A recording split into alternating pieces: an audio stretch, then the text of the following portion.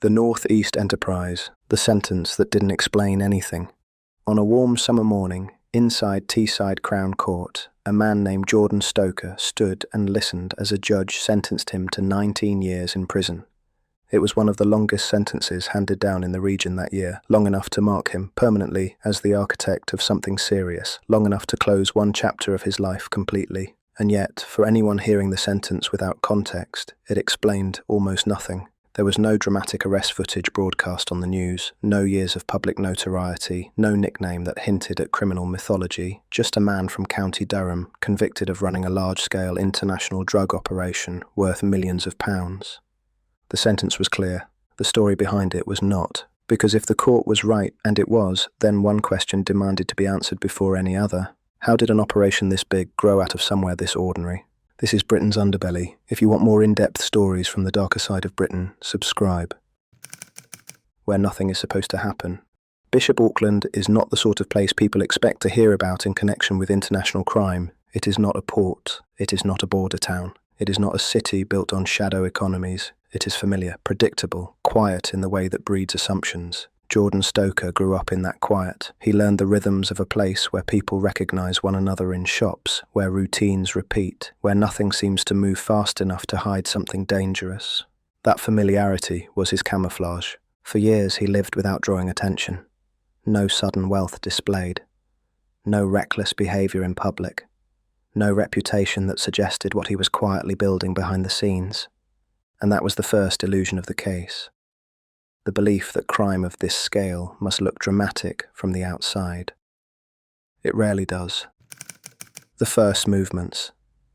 The investigation did not begin with Jordan Stoker's name. It began with movement, flights, journeys, patterns that only become visible when viewed from above. Individuals travelling long distances repeatedly without obvious reasons. Trips to Thailand, returns to the UK, luggage that looked ordinary but wasn't. At first, the pieces did not connect. A single courier could be dismissed as a one-off. Two might be coincidence. But when the same routes appeared again and again, investigators began to suspect organisation. Someone was coordinating this, someone was paying for it, and whoever they were not getting on the plane themselves. The role of distance.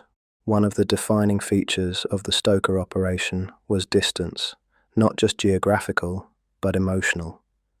Jordan Stoker did not carry drugs through airports. He did not wait nervously at customs desks. He did not feel the weight of illegal cargo pressing against his spine as he walked through terminals. Others did that. Men like Matthew Goodwin and Trelawney Brown, later described in court as drug mules, travelled thousands of miles, carrying drugs hidden in luggage, absorbing all the immediate risk. Distance insulated Jordan from fear. It allowed him to think in terms of logistics rather than consequences. That distance also made him confident, too confident. The network takes shape. As investigators followed communications linked to the Couriers, they began to see something forming beneath the surface. Phone numbers repeated, messages followed patterns, instructions were precise. This was not a loose group of criminals acting independently. It was structured. At the centre of that structure sat Jordan Stoker. He coordinated flights. He organised payments. He directed what happened after the drugs arrived in the UK, but he did not do it alone. When family enters the frame, the moment the investigation crossed into Jordan Stoker's family life, its tone changed, because this was not just a criminal network, it was personal. His father, Brian Stoker, was implicated early, not as a peripheral figure, but as someone actively assisting the operation, helping with logistics, transport, practical support that made the enterprise possible. This was not ignorance. This was participation. Then came another name, Sarah Layton, Jordan's mother. Her involvement was quieter, less visible, and in many ways more unsettling. She was not flying to Thailand. She was not storing drugs. She was not meeting suppliers. She was handling money, counting it, moving it, managing proceeds that came directly from the sale of drugs. In court, this role would later be described plainly, money laundering. But long before that label existed, there was a moment, unseen, undocumented, when a line was crossed, a moment when helping a son became helping a crime. The dangerous comfort of justification. No one wakes up one morning and decides to launder drug money. It happens slowly. It begins with rationalization. It's just holding cash. It's just helping out. It's temporary. It's family. These justifications are rarely spoken aloud. They do not need to be. They sit quietly, growing stronger with repetition. By the time law enforcement identified Sarah Layton's role, the line between family loyalty and criminal liability had already disappeared. She would later receive a suspended sentence, a legal recognition that while her role did not involve the logistics of drug importation, it was essential to the operation's survival. That distinction mattered in court. It mattered far less outside it. Safe houses and silent streets. Once the drugs arrived in the UK, they needed somewhere to go. They did not move directly from airport to street dealer. That would have been reckless. Instead, they went to safe houses, ordinary properties used to store, divide, and prepare drugs for onward distribution. The men responsible for these locations included Christopher Sowerby, Sean Sowerby, and Ian Sowerby. They were not passive custodians. They controlled access. They handled large quantities of drugs. They protected the product. Their homes became logistical hubs, places where millions of pounds worth of illegal substances sat quietly behind closed doors, on streets where neighbours walked dogs and collected post. This is one of the most disturbing aspects of organised crime, how seamlessly it can coexist with normal life. The scale becomes clear. For a long time, even investigators underestimated the full scale of what they were uncovering. Then the seizures began. Cannabis measured not in bags, but in tons. Cocaine in quantities associated with wholesale supply, not street-level dealing. Cash counted in amounts that required time, patience, and silence. The estimated value climbed until it reached a number that could not be ignored: £13 million. At that point, the case was no longer regional. It was significant, and it was fragile, because operations of this size collapse not when the criminals make noise, but when they believe they are invisible. The illusion of control. Jordan Stoker believed in systems. He believed that if everyone played their role, couriers flying, family managing money, associates storing drugs, the machine would continue to run. What he did not account for was how many points of failure his system contained. Every flight was a risk. Every phone call created data. Every cash transaction left a trace. The more successful the operation became, the heavier its footprint grew. Eventually, that footprint was impossible to hide. The moment watching turned into action. Law enforcement agencies reached a point where observation was no longer enough. They had mapped the network, identified the key players, understood the routes. Now they needed to act. Raids were coordinated carefully, timed to prevent destruction of evidence or escape. Multiple addresses were targeted simultaneously: homes, safe houses, locations tied to financial activity. When doors were opened, the truth was no longer abstract. It was physical. Drugs, cash, records, devices. The network that had operated quietly for years was exposed in a single, decisive moment. When denial runs out. Something unusual happened next. Instead of a drawn-out legal battle, defendants began to plead guilty, one by one. The evidence was overwhelming. There was no advantage in denial, no room for alternative narratives. Each guilty plea confirmed another layer of the story. Jordan Stoker accepted responsibility for organising the operation. Brian Stoker admitted his role in logistics. Christopher, Sean, and Ian Sowerby acknowledged their involvement in storing and supplying drugs. Matthew Goodwin and Trelawney Brown admitted to acting as couriers. Sarah Layton and Ethan Smith, Jordan's half-brother, admitted to handling criminal proceeds. The machine had stopped. Now it would be dismantled publicly. The courtroom before the storm. As sentencing approached, families gathered in courtrooms, not knowing what to expect. Some hoped for mercy, some prepared for prison, some sat quietly, realizing too late how deeply they had become entangled. For Jordan Stoker, the outcome was inevitable, but for others, especially those whose involvement had been quieter, more domestic, the waiting was unbearable, because the law does not measure intent. It measures impact, and impact was everywhere in this case. The day the rolls were read aloud. Sentencing days are quieter than people expect.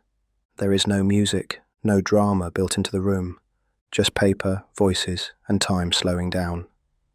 Inside Teesside Crown Court, the story that had taken years to assemble was about to be spoken out loud, roll by roll, decision by decision, consequence by consequence. For the first time, the private architecture of the North East enterprise would be described in public, not as a rumour, not as an investigation, but as fact. Jordan Stoker, the centre of gravity. When Jordan Stoker stood to be sentenced, there was no uncertainty about his position in the hierarchy. The court described him as the organiser, the coordinator, the individual who brought structure, planning, and continuity to the operation. This was not opportunistic crime. This was sustained criminal enterprise. He controlled the flow of drugs into the country. He decided who travelled, when, and where. He directed storage, distribution, and money handling. The judge made it clear that without him, the operation would not have existed in the form it did. 19 years. The sentence was not symbolic, it was functional, designed to remove him from circulation for as long as the law allowed. Jordan Stoker listened, he did not react. The illusion of control had finally ended. Brian Stoker, when support becomes structure. Next came Brian Stoker, Jordan's father. His role was described as logistical support, a phrase that sounds almost harmless until it is unpacked. Logistics is how crime moves, how it survives, how it scales. Brian assisted with transport, with arrangements, with facilitating the movement of people involved in drug importation. The court rejected any suggestion that this was incidental or reluctant involvement. This was knowing participation. His sentence, 5 years and 2 months, reflected a man who was not the architect, but without whom the structure would have been weaker. For a father to be sentenced for helping a son destroy his own future is one of the quiet tragedies of organised crime. There was no celebration of loyalty here, only consequence. The Sowerby brothers, guardians of the product. The courtroom shifted when the Sowerby brothers were addressed. Christopher Sowerby, Sean Sowerby, Ian Sowerby. Their involvement placed them at a crucial junction, the moment where imported drugs became domestic supply. Safe houses are not passive locations, they are points of trust. If they fail, the entire operation fails. The court outlined how their properties were used to store large quantities of cannabis and cocaine, how they controlled access, how drugs passed through their hands before being distributed further. Christopher and Sean received sentences of over 13 years each. Ian received 10 years and 10 months. These were not peripheral figures, they were pillars. The Couriers. Risk without reward. Then came the men who carried the physical risk, Matthew Goodwin and Trelawney Brown. They travelled thousands of miles. They carried drugs across borders. They stood in airport queues with criminal liability packed into their luggage. The court acknowledged that while their roles were essential, they were not decision-makers. They did not control the network. They were expendable. Their sentences, 3 years and 9 months and 3 years and 4 months, reflected that reality. They took the risk, others took the profit. This imbalance is common in organised crime. It is also why it continues. The money side of silence. When Sarah Layton stood before the court, the atmosphere changed. She was not being sentenced as a trafficker, not as a distributor, not as an organiser. She was being sentenced as a mother. Her role was described plainly, handling criminal proceeds, counting money generated by drug sales, assisting in laundering those funds. The court acknowledged that she did not travel, did not handle drugs, did not arrange logistics, but it also made something else clear. Money is the bloodstream of organised crime. Without it, nothing moves. Her sentence, suspended imprisonment, reflected both the seriousness of her actions and the recognition that her involvement was different in nature. For many observers, this was the most unsettling moment of the case, because it forced a question no one wants to answer. How many people cross legal lines not for power or profit, but for love? Ethan Smith, the grey zone. Ethan Smith, Jordan's half-brother, occupied another grey space. He assisted with financial handling, with money movement, with tasks that, taken alone, could appear mundane. But in the context of the operation, they were not mundane at all. He too received a suspended sentence, the court recognising his involvement while distinguishing it from the core criminal leadership. These sentences were not leniency, they were precision. The law, at its best, separates roles carefully, not to excuse behaviour, but to assign responsibility accurately. When the story ends, for the defendants. Once sentencing concluded, the courtroom emptied slowly. Prison officers escorted those going into custody. Families remained seated, stunned. Some cried quietly, some stared ahead, expressionless. For the defendants, the story had ended. For everyone else, it was only beginning. The impact no one sees. Court transcripts do not capture aftermath. They do not record the first night in a prison cell, the first missed birthday, the first moment a child asks where their parent has gone. They do not record the quiet recalculations of families left behind, how bills will be paid, how routines will change, how shame will be navigated in small communities. Organised crime does not end when a sentence is passed. It echoes. The myth of the mastermind. One of the enduring myths of cases like this is the idea of genius, that the organiser must be exceptional, brilliant, untouchable. Jordan Stoker was none of those things. He was methodical, patient, persistent. His success did not come from brilliance, but from repetition, doing the same thing often enough that it felt safe. That is how most organised crime works, not through brilliance, through boredom. What was never said in court. There are things courtrooms never address. Why this path felt viable. What personal ambitions existed before crime replaced them. What moment could have changed everything. Those questions are not relevant to sentencing, but they linger, especially in places like Bishop Auckland, where the gap between ordinary life and extraordinary crime is smaller than people want to believe. The vacuum left behind. Law enforcement knows something the public rarely hears. When an operation collapses, it leaves a vacuum. Other groups notice, other networks adapt, other individuals step forward. The Northeast enterprise was dismantled, but the demand it fed did not disappear. That is the uncomfortable truth beneath every major drug conviction. Success is temporary. Vigilance must be constant. The mothers who weren't caught. For every Sarah Layton, there are others who never stand in court. People who handle money, who store items, who look the other way. Not all are criminals, but some are. The line between support and participation is thin, and it is crossed quietly. This case forced that line into the open. The question that remains. When the doors of Teesside Crown Court closed for the last time on this case, one question remained unanswered. Not who was guilty. That had been decided. But this, if the operation had not been interrupted, if the flights had continued, if the money had kept moving, how much bigger would it have become? There is no answer, only speculation, and that uncertainty is why the case still matters. A story without a clean ending. Jordan Stoker will spend nearly 2 decades in prison. Others will serve their sentences, suspended or custodial. Families will adapt. Communities will forget or pretend to. But the story does not resolve neatly, because organised crime is not a single narrative. It is a cycle. This case did not end the problem, it exposed it. Final reflection. This was not a story about monsters. It was a story about ordinary people making extraordinary decisions, repeatedly, deliberately, and with consequences they believed they could manage, until they couldn't. The Northeast enterprise did not collapse because it was reckless. It collapsed because it existed, and eventually everything that exists leaves a trace.